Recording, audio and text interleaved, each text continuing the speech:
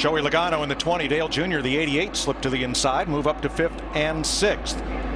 Before they went green, Mark Martin looked aside at Dale Earnhardt Jr.'s tires and said everything looked fine. Probably when he dropped down off the track coming to get that, when he realized the caution was out, may have picked up a lot of dirt and debris on his tires off the apron. That'll give you a false sense of a flat tire. Jeff Gordon running down on the inside. Here's Matt. Mike, he appreciated the help from the 4 of Casey Kane, but he's been looking for his new little buddy, the 21 of Trevor Bayne. But under that caution, Gordon had a lot of questions about all the unknown variables so far. Does that mean we have to call Gordon the skipper? Remember what that 20 was like in that shootout practice. Everybody's been talking about it. Just really squirrely. Yeah, I mean, we're not his pusher or anything, you know. It's always every other car, so trying to figure out if we're a pusher or a puller.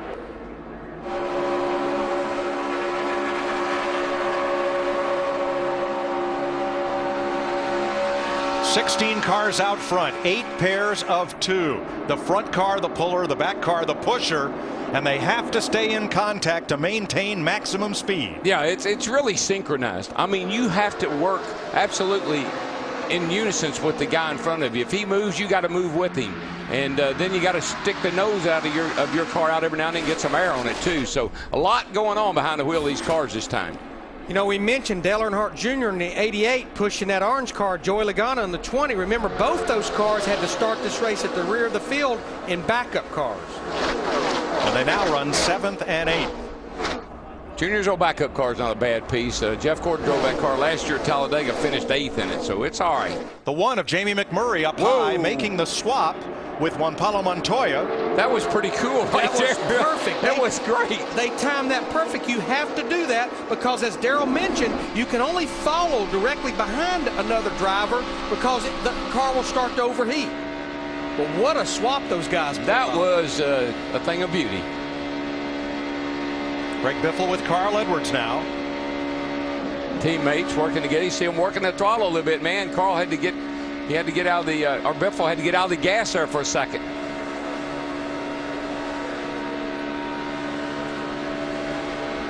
I gotta believe I've never done this. I've never pushed somebody all the way around the racetrack like this. Always on the straightaway.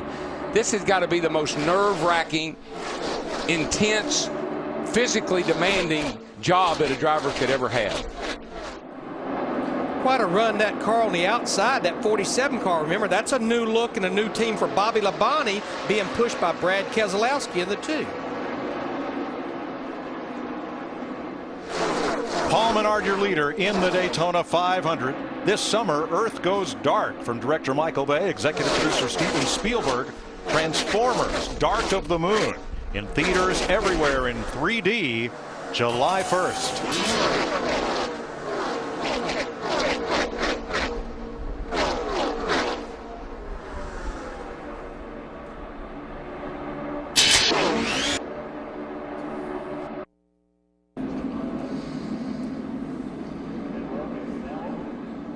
Caution is out for the 3rd time in the Daytona 500. Kevin Harvick appeared to lose an engine off turn number 2, and as cars slowed up, there's Harvick's car going to the garage. Jeff Gordon got into the back of Robbie Gordon. We'll show you that in a bit. First, pit stops. Steve.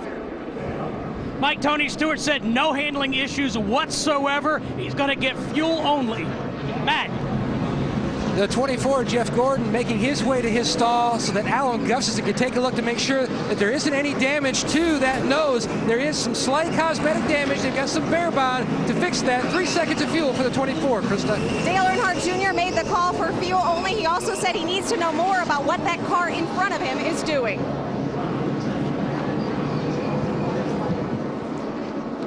There's the race off pit road.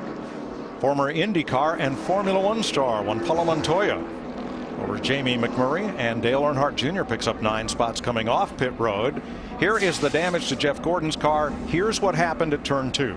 You know, Larry and Mike, I'm almost thinking, I know there's smoke and it's probably pretty hard to see, but Trevor Bayne is right on him. I think he was afraid to slow down too quickly, afraid that Trevor might turn him around. So I think it was a combination of smoke and then somebody right on his back bumper.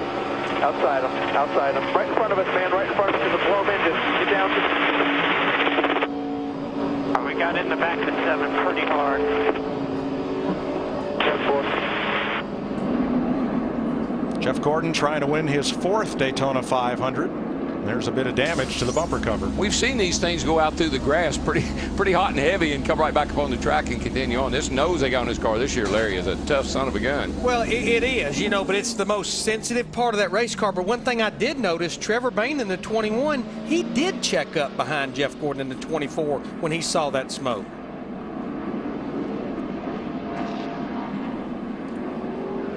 Gordon gets repair and back on track. Now, on a previous restart, Kyle Busch had trouble getting up to speed. They said they were still having trouble with the toe-in on his car. That's the adjustment of to which way the front wheels are pointing relative to one another. They brought him back in under that next caution and got it squared away.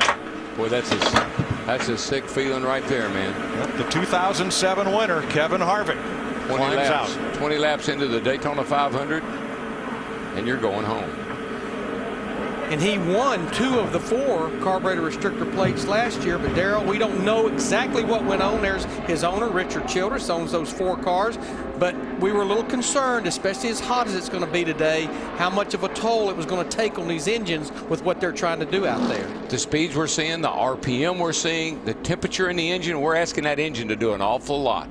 Kevin's last DNF due to engine trouble 152 races ago. Dick?